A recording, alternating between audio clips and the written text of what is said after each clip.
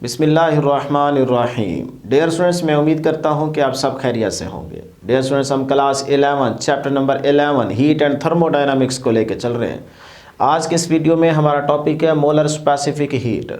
तो इसको हम यहाँ से स्टार्ट करेंगे, लेकिन इससे पहले डियर स्टूडेंट्स हम यहाँ पे हीट कैपेसिटी और स्पेसिफिक हीट को डिस्कस कर लेते हैं, क्योंकि शॉर्ट क्वेश्चन में ये आपसे 2 नंबर के लिए डेफिनेशंस पूछी जा सकती हैं।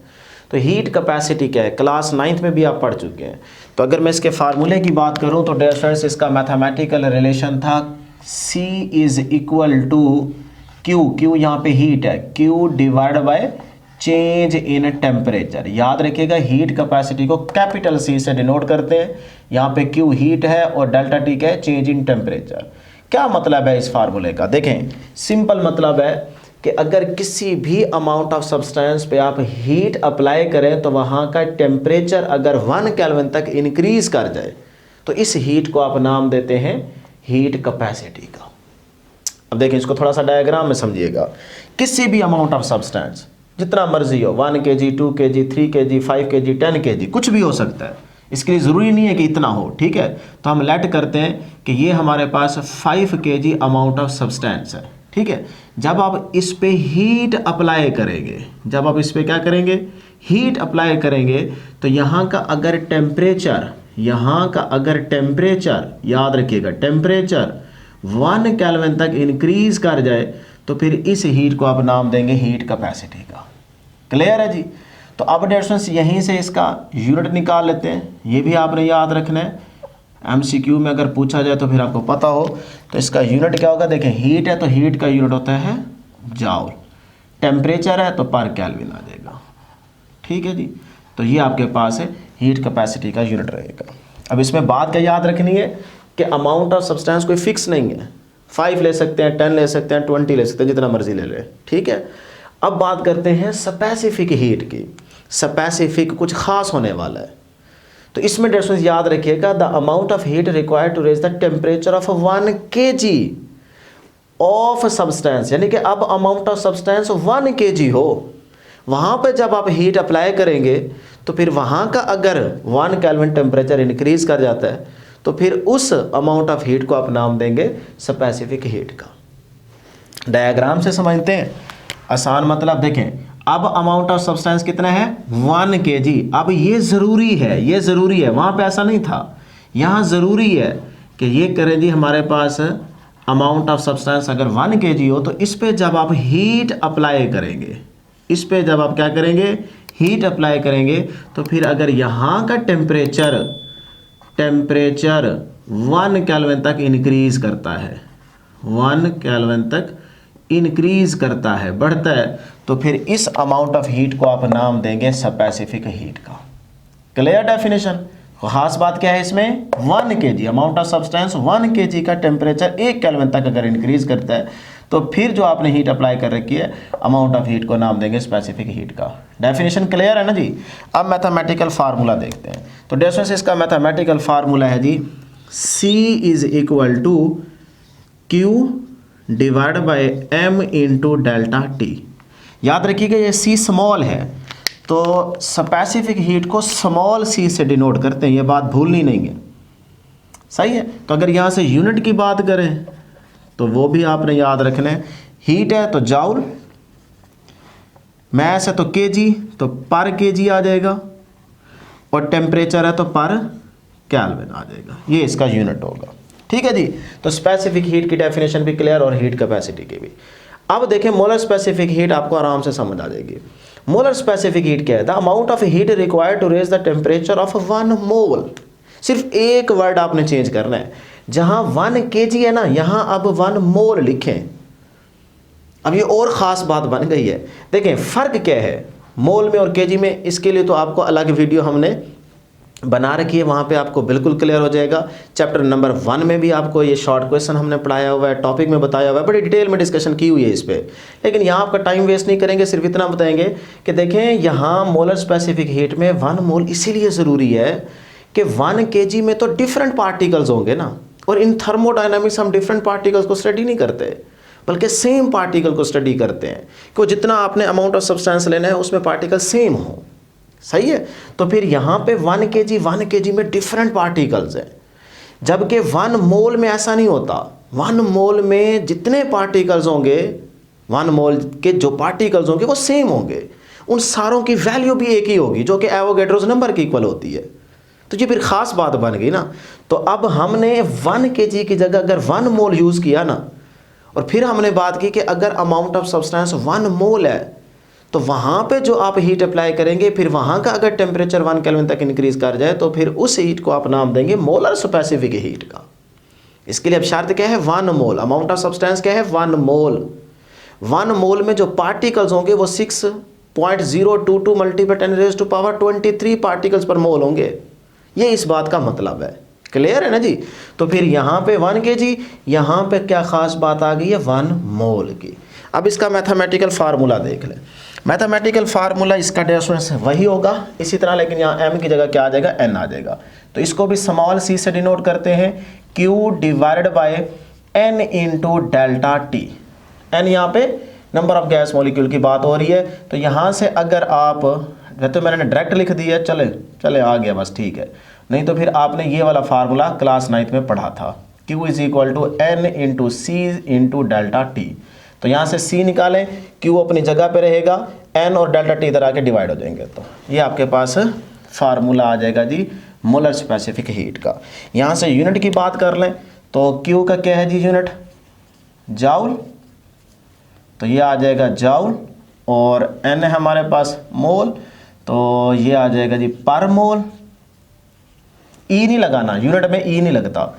और टेम्परेचर है तो ये आ जाएगा पर केल्विन। क्लियर जी।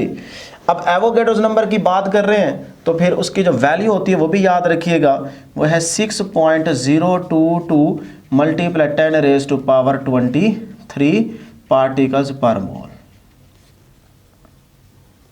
ठीक है जी। तो ये थी डेफिनेशन हमारे पास मोलर स्पेसिफिक हीट की डेफिनेशन। अब थोड़ा सा टॉपिक को आगे लेके चलते हैं। अब डियर स्टूडेंट्स याद रखिएगा, जब हम बात करते हैं ना लिक्विड और सॉलिड की, तो वहाँ पे जब हम टेम्परेचर के चेंज करने की बात करते हैं तो फिर वहाँ पे प्रेशर और वॉल्यूम को इग्नोर करना पड़ता है, वहाँ पे हम उसको निगलेक्ट कर रहे होते हैं। लेकिन जब आप गैसेस की बात कर रहे होते हैं तो गैस के केस में ऐसा नहीं होता कि आप उनको इग्नोर कर दें, बल्कि गैसेस के केस में जब आप टेम्परेचर की वेरिएशन के कोरेस्पॉन्डिंग स्पेसिफिक हीट को डिस्क्राइब करना चाह रहे होंगे तो फिर आपके पास दो ही सूरतें हैं कि या तो आप वॉल्यूम को कांस्टेंट रखते हुए स्पेसिफिक हीट को डिस्क्राइब करें, या फिर आप प्रेशर को कांस्टेंट रखते हुए करें। ये आपको काम करना पड़ेगा इन थर्मोडायनामिक्स। तो फिर यहीं से हमारे पास दो तरीके आगे स्टार्ट होंगे। Number 1 molar specific heat at a constant volume, और यहाँ पे हम देखेंगे molar specific heat at a constant pressure. Clear जी। तो फिर ये देखें जी, सबसे पहले डेफिनेशन। अब डेफिनेशन वही है, सिर्फ और सिर्फ आप क्या करें, इसी डेफिनेशन के एंड पे ना एट कांस्टेंट वॉल्यूम लगा दें। वही सारी डेफिनेशन है, सिर्फ एंड पे देखें एट कांस्टेंट वॉल्यूम लग गया, याद हो जाएगा ना। तो अब डियर स्टूडेंट्स यहाँ पे जरा डायग्राम देखें। इस तरह की डायग्राम हम प्रीवियस टॉपिक्स के अंदर बड़ी डिटेल में पढ़ के आ रहे हैं कि क्या क्या यहाँ पे हो रहा है, क्या चल रहा है, हर एक चीज़ आपको क्लियर की हुई है। अब हो सकता है कुछ स्टूडेंट्स डायरेक्ट आए हों इस वीडियो पे और यहाँ पे हम वो पॉइंट ना बताएं जो उनके माइंड में हो कि यार ये पॉइंट तो हमारा क्लियर हुआ ही नहीं है। भाई आपको प्रीवियस लेक्चर्स देखने पड़ेंगे, हर एक चीज़ बताई हुई है। अगर आप टॉपिक टू टॉपिक चलेंगे ये चैप्टर आपको फिर ही तैयार होगा अच्छे तरीके से। डायरेक्ट आप एक पॉइंट के लिए किसी और टॉपिक पे आ जाएंगे तो फिर कहेंगे जी हमें तो ये पॉइंट बताया नहीं गया। भाई आप प्रीवियस लेक्चर्स देखें ना, तो प्लेलिस्ट में जाए, वहाँ पे टॉपिक बाय टॉपिक जो है ना सारे देखें, फिर उसके बाद इंशाल्लाह आपको फ़ायदा होगा। तो अब हम यहाँ पे डायरेक्ट बात ही करेंगे जो हमारे काम की है। देखिए ये हमारे पास एक सिस्टम जिसके अंदर क्या है, गैस 1 मोल की बात कर रहे हैं, और यहाँ पे हमने थर्मामीटर कनेक्ट कर रखा है जो कि बेसिकली यहाँ पे टेम्परेचर की वेरिएशन को मॉनिटर कर रहा होगा, और यहाँ पे पिस्टन यूज़ किया गया। अब डियर स्टूडेंट्स देखें, हमने वॉल्यूम को कांस्टेंट रखना है, तो वॉल्यूम कांस्टेंट है तो इसका मतलब ये जो पिस्टन है ना, ये पिस्टन, अब ये मूवेबल पिस्टन नहीं होगा, बल्कि आपको ये पिस्टन फिक्स्ड करना पड़ेगा। अब यहाँ पे पिस्टन क्या है, फिक्स्ड, और जब आप इस सिस्टम को इस हॉट टेम्परेचर रिजर्वायर पे पुट करेंगे, मतलब यहाँ से हीट देंगे। जब आप क्या करेंगे, यहाँ से हीट देंगे, हीट क्या हो रही है यहाँ पे अब ऐड, तो फिर क्या होगा, यहाँ पे गैस के मॉलिक्यूल्स की इंटरनल एनर्जी इंक्रीज होगी, तो internal energy directly proportional temperature के, तो टेम्परेचर पे फर्क पड़ेगा। लेकिन अब कांस्टेंट वॉल्यूम है तो पिस्टन फिक्स्ड है, तो ये तो अपवर्ड मूव ही नहीं करेगा। तो फिर इस तरह से डियर स्टूडेंट्स हम यहाँ पे ये जो हीट की बात कर रहे हैं, यानी कि इसको मैं यहाँ पे डिनोट कर लेता हूँ डेल्टा क्यू वी से। तो फिर इस जो डेल्टा क्यू वी है जो कि यहाँ पे अप्लाई किया जा रहा है, ये बेसिकली मैथमेटिकल अगर हम लिखना चाहें तो यही हीट डायरेक्टली प्रोपोर्शनल होगी किसके डियर स्टूडेंट्स, टेम्परेचर के, चेंज इन टेम्परेचर के। तो ये हमारे पास बन गई क्वेश्चन नंबर 1। क्लियर है जी, टेम्परेचर में चेंज आएगा ना, इंटरनल एनर्जी में चेंज आएगा तो टेम्परेचर में चेंज आएगा। तो अब डियर स्टूडेंट्स यहाँ से इस डायरेक्टली प्रोपोर्शनल को अगर हम हटाकर एक कांस्टेंट यूज करें तो वो हमारे पास आ जाएगा delta Q V is equal to C into V, subscripts में आप वी लिख दें तो into delta T as it is. अब ये जो सी वी है इसका क्या मतलब है, इसका मतलब है molar specific heat, molar specific heat at constant volume. Clear. अब यहाँ पे सिंपल आप फर्स्ट लॉ ऑफ थर्मोडायनामिक्स की इक्वेशन यूज करें और अपना अगला स्टेप फॉलो कर लें जी। फर्स्ट लॉ ऑफ थर्मोडायनामिक क्या है, फर्स्ट लॉ ऑफ थर्मोडायनामिक है delta Q is equal to, सिर्फ क्यू भी लिख सकते हैं, delta Q is equal to del U plus क्या था जी, डेल डब्ल्यू, यही था ना। अब यहाँ पे एट कांस्टेंट वॉल्यूम की बात कर रहे हैं तो यहाँ पे आप वी लिख दें। क्लियर। अब उसके बाद डियर स्टूडेंट्स जब आपने एट कांस्टेंट वॉल्यूम की बात की है तो वॉल्यूम अगर कांस्टेंट है तो वर्क का आप फार्मूला ये पढ़ चुके हैं, वर्क इज इक्वल टू होता है पी इंटू डेल्टा वी, मतलब वॉल्यूम में चेंज। अब यहाँ तो वॉल्यूम कांस्टेंट है तो चेंज इन वॉल्यूम क्या हो जाएगा, जीरो। तो जीरो को किसी भी चीज़ से मल्टीप्लाई करेंगे आंसर क्या हो जाएगा, जीरो। तो वर्क फिर हमारे पास क्या आ गया, वर्क आ गया जीरो। जब वर्क जीरो है तो यहाँ पे क्या लिख देंगे, जीरो। तो फिर आपके पास इक्वेशन क्या बचती है, वो बचती है जी del Q V is equal to del U. ठीक है। अब आप देखें कि यहाँ पे डेल क्यू की अगर हम वैल्यू पुट कर दें, ये del U is equal to, इस डेल क्यू की आप ये वाली वैल्यू पुट कर दें, क्या है, सी वी इंटू डेल्टा टी, ये हमारे पास आंसर आ जाएगा। ठीक है। इस इक्वेशन को याद रखिएगा, ये हमारे अगले लॉन्ग क्वेश्चन में काम आएगी, क्योंकि इससे नेक्स्ट जो हम टॉपिक डिस्कस करेंगे ना, prove that C P minus C V is equal to R, वो इस चैप्टर का इंपॉर्टेंट लॉन्ग क्वेश्चन है। तो उसका जो स्टार्ट होगा वो फिर यहीं से होगा। इस इक्वेशन को आपने भूलना नहीं है कि internal energy is equal to C V into delta T, equation number A. Clear. तो ये कहानी यहाँ तक ख़त्म हो गई। अब बात करते हैं molar specific heat at a constant pressure. तो उसी तरह दोबारा सिस्टम लें, एक मोल गैस की ही बात कर रहे हैं और यहाँ पे भी हमने इसको हीट देनी है। तो जब आप हीट अप्लाई करेंगे यहाँ पे तो सिस्टम में हीट ऐड होगी तो क्या होगा, इंटरनल एनर्जी इंक्रीज करेगी। लेकिन अब प्रेशर कांस्टेंट रखना है तो फिर इसका मतलब अब ये जो पिस्टन है ना, अब ये पिस्टन फिक्स्ड नहीं है बल्कि अब ये क्या है, मूवेबल। ठीक है ना। अब इसके लिए ज़रूरी है कि ये मूव करे ऊपर और सराउंडिंग पे फ़र्क होगा। ठीक है। और फिर वही सारी सेम कहानी है, बस यही एक चीज़ होगी कि पिस्टन अब मूवेबल है।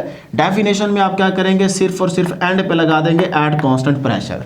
सेम यही डेफिनेशन लिखेंगे, सिर्फ एंड पे क्या लगा देंगे, एट कांस्टेंट प्रेशर।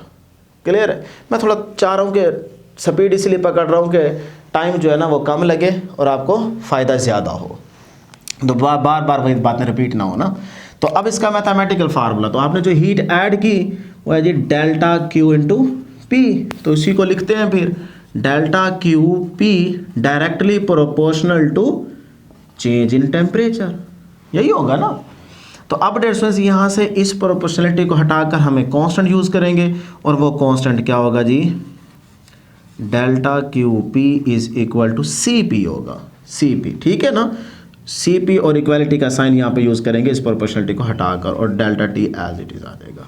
तो ये हमारे पास डेल क्यू पी की वैल्यू आ जाएगी। तो आपकी बुक ने यहाँ तक मैथमेटिकल स्टेप्स जो हैं उनको डिस्कस किया और हमने भी यहीं तक टॉपिक को एंड करना है।